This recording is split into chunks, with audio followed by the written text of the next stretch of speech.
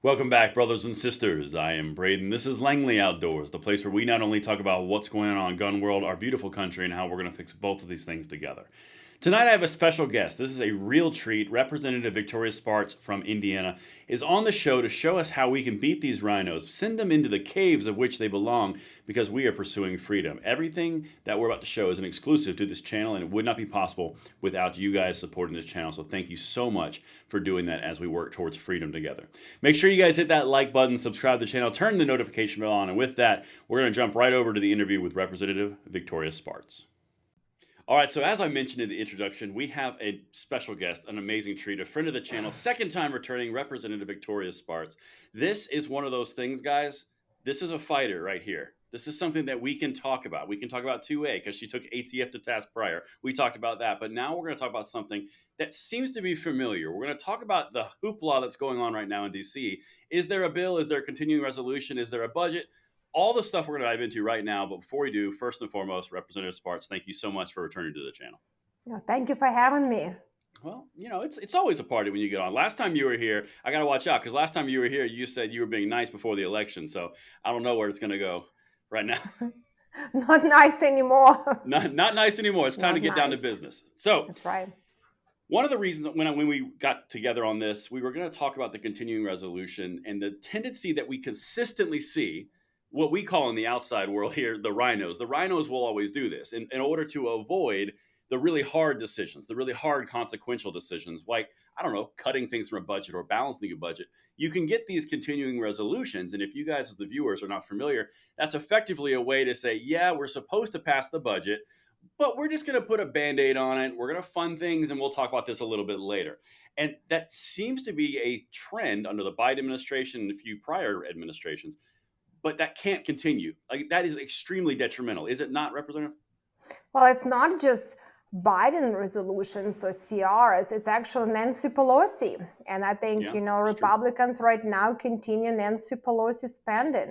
They were very clever. Democrats put a lot of COVID money in there to increase the base, and it's a lot of slush funds. And Republicans haven't been not strong enough to deal with that. And that's what we're doing. We continue appeasing Chuck Schumer and their very radical agenda. And it's all about the money. Like when Democrats say follow the money, well, we don't. It's all about the money. If we continue funding the slush funds that's bad for the people, nothing is going to change. And that's what Congress is doing right now. Right. And that's what we're looking at. We're staring down the barrel right now, guys, of a continuing resolution. And there's a lot of people that are speaking out. I mean, Representative Spartz is not alone. You've got Representative Hunt, you've got Thomas Massey, I've seen Eli Crane. There's a bunch of people that are very much oriented towards our gun rights, towards our Second Amendment rights, towards freedom in general. And Chip Roy is another one. The bottom line is this is a Republican problem. Republicans are the ones that are going to be in power over the next 2 years minimum. We've got to change course. And I think that's something that our viewership here will really resonate with is we sent the amount of people to Congress for a specific reason. And as you said, it was not to further embolden Chuck Schumer because he doesn't have power anymore. They lost the Senate. All this nomination fight, the budgetary fight, it's got to change. And the number one thing I would ask you, how do we as everyday Americans help you in this fight the most effective and efficient way possible? Honestly, we have to call out Republicans. At least I always say, like Bernie Sanders, at least he's honest. He says he's socialist. Yes, Republicans are doing the same thing, and they said they're fighting for the people. So truly, we need to see who's truly fighting for the people and who is just selling messaging bill and talking points. And that's a challenge with Republicans. And I'm glad to see that President Trump and a lot of people like Elon Musk and Vivek, trying calling out and say, you cannot do that. It's interesting because this time our leadership of our party got so bold. They didn't even talk to moderates and make moderates even upset. Usually they don't care about conservatives. They have their own puppets to promise them different things, and they will just push the button for them. Conservatives don't matter for them. But this time they were so bold, they decided they're not even going to talk to moderates. And they tried to push this bill, and they're like, everyone is upset. It's a truly Chuck Schumer bill. Yeah. I understand we're a divided house, but You have to accomplish at least something, and we accomplished nothing. And I'm glad to see that President Trump and a lot of people around him are getting involved. And they should. I mean, and guys, if you're not familiar at home, this thing has a lot of pork. The representative just mentioned slush funds. I mean, I believe the percentage, they'll hold me to this, it's a large pay increase for the members of Congress. I think it's a 40% increase. I mean, can you talk to me a little bit more about that? Is that an accurate assessment? Is it not? Is that rumor? Well, listen, it is, and they try to hide it because they don't write it. They just put it like something, like amending some bill, another bill. Listen, I understand that this job should be attractive for people, right? You want Of to course. have make sure that people come there to govern, and you have not people that can get another job.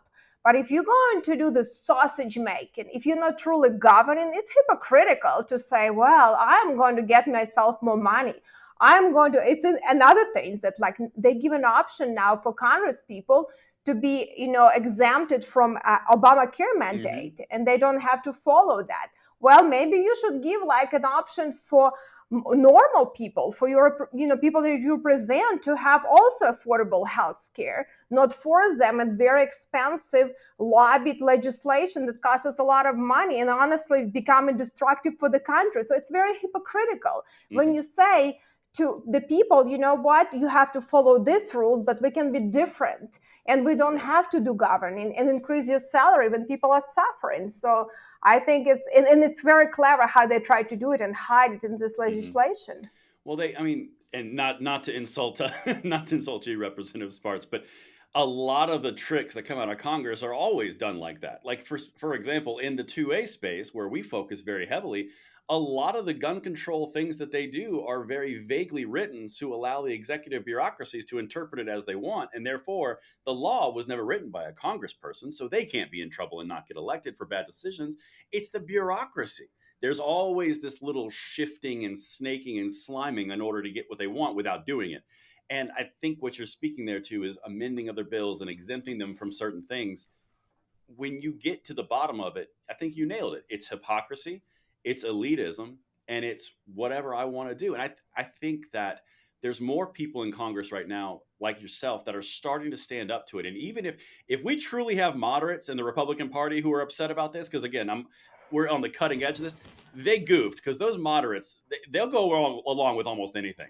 I mean, Hey, listen, listen, some of them are willing to join Spartz caucus. They were kind of joking because people are getting fed up. yeah, You can intimidate people in submission so much, but at some point, everyone says enough is enough. We're not here like clowns to appease leadership. We're not going to be bought right. by big money and not be afraid. And I think more people are feeling that this is wrong what we're doing. And I'm glad to see that transparency and pressure from the American people is doing it. But unfortunately, this has been done for such a long time, and Congress has a muscle memory. And unless we change some processes and procedures and start putting pressure on leadership that they need to do something different, nothing is going to change. And I think that's a very serious conversation. If we want to deliver on great policies that President Trump and his team wants us to accomplish, we have to put it into law. You Hmm. saw it. They did a lot of good things through executive orders. What's happened when they were gone? I Right mean, out. Biden pretty much made it worse than before. So the only Hmm. thing that matters is what is in the law. And we have 1 year and two reconciliation to accomplish it. So we Hmm. have to have a plan, and we need to work on that plan because we cannot develop it overnight. Right, and I love what you just said, the muscle memory piece, because that's actually that's probably the best explanation of what I see from the outside. They know what they do, they know how they do it, and they continue to do it, rinse and repeat until something gets too uncomfortable. I think the baseline of the message that you're delivering is it has to get uncomfortable. And honestly, you guys are doing an incredible job standing up to it and making noise about it. But it's really up to us to call more people, to get more people involved, to call those representatives so they feel that pressure. I don't want to say pain, that's a little too aggressive. Let's just say pressure, right? It It's has a to pain. change. It's a pain. It's Not a pain. only Okay. carrots and stick and works. Okay, if you don't have carrots, you have to be good at sticks. Oh, And unfortunately, these people only care about the money and voters. So if you're not able to, send $1 million checks, you mhm, better care about the votes. And that was people start responding to. And I hate to say, voters were not engaged until recently, and they right. were able to sell BS and lies to the American people. And I think a lot of people now have a different expectations and mandate to stop this insanity. Mm-hmm. And hopefully my party will feel that pressure, but I think they are. I think I would honestly agree with you as well, particularly when we're looking at the Senate fights right now over the preliminary interviews and conversations around the nominations of Trump. There's a lot of pressure that's being applied to senators, and they're complaining. They don't like it. They don't like it a lot. Like Joni Ernst doesn't like it. Tom Tillis doesn't like it. Lisa Murkowski. A lot of them, just the RINO class is uncomfortable, which is, in my opinion, where we need them to be. So, in kind of wrapping this conversation to be effective to help you, do you know the rough math that we're talking about in votes that we can gain and lose on both sides? Because the Democrats pretty much vote monolith unless they need to not do it. On the Republican side, I'm counting like 10 to 15 people in the conservative caucus that are like absolutely not. Do you have a rough number of how this is going to shake out, or is that too premature? Well, the good thing about, most wars and revolution were not won by majority. It takes more than one. Mm-hmm. But having a tight majority, it takes only very few people determined who really want to do the right thing to win this fight and win this battle for the American people. So if we have 3 to 5 people on the House and the Senate side that willing to say, no, we're not going to play into the hands of the swamp. We're not going to destroy the country. We actually do the right thing. It's enough. So it's not that many people, but it will take a lot of people that have courage. And courage is, I think Aristotle said, that is most important quality of a person. And I don't think this institution's been represented the best of Americans. We were founded of people, crossing the oceans and, coming here with rebellious ideas, believing in something that no one is superior to them, that this is the freedoms and we have equal rights and we're going to achieve our happiness. This is in nature. This is what American is about, is innovation, the entrepreneurship, risk-taking, and being bold and strong. That's what makes it the greatest country in the world. Unfortunately, Congress became, for a variety of reasons, not the best of the best of our country. So we need to make sure that we keep our representatives strong. And I think the pressure from bottom up of the voters is going to be very important. So I would encourage a lot of your listeners not to relax, not to think the battle is won. We have to win some battles to win the war. And this next 6 months to 12 months, it's going to be a real war. We're going to win for the people and put a lot of great policies of President Trump in the books. That's what matters.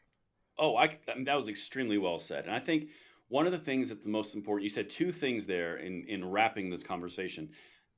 The first thing is there is an absolute mandate not to go to sleep in the support levels on the bottom. Like, for example, the population, we tend to, on the Republican side, say, whew, we dodged a Kamala Harris, we're good. No, that was the opening salvo. Those were the opponents that you saw that they showed you who they were right out the gate. The ones who have cloaks on, the ones who aren't going to tell you who are your opponents are the ones you need to watch out for. And I think that is the phase we're going into now. And the other thing that I'll say is in the lack of courage, because like you said, Congress doesn't necessarily have a lot of courage, but in the lack of courage, one thing's for absolute certain is people, especially politicians, will always act in their own self-preservation. So if you can make it to a point where it's uncomfortable, they will move. Now, where they move, we'll see. But you can do something, and it's in our grasp. I think that's a great way to do it. And like you said, it only takes a couple to make this uncomfy. But listen, only a few of us were able to make a difference on this CR, and that was a big difference. So don't underestimate your power as an American. Always say, listen, we are lucky. If you're born as an American, you're lucky. Oh, absolutely. I came here and I embraced these ideas and I came for these freedoms from our founding fathers' books, and I am not going to let our republic fail. But this is very powerful, and I have appreciation for our freedoms to be an American. We have more rights than in any other country, and our rights are defended by our Constitution and by our Second Amendment rights. Mm-hmm. That's why it's extremely important. I pick my hills to die on, but that one, we're going to take it. We're not going to let to die. And I will take all of the enemies with us on that one, because if you don't have Second Amendment rights, you have no other rights. And our founding fathers were very wise and smart people because they went through a lot of adversity. That's when you appreciate your freedoms. I hope we don't have to go through it.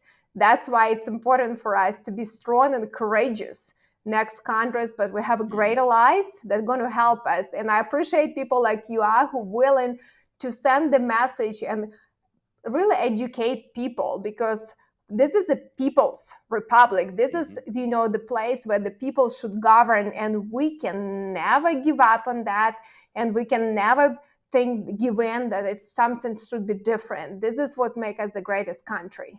That was exceptionally well said. Representative Victoria Spartz, thank you so much for coming on, and any help we can give you, we're going to try. Well, thank you so much. Always a pleasure. I appreciate true fighters and warriors.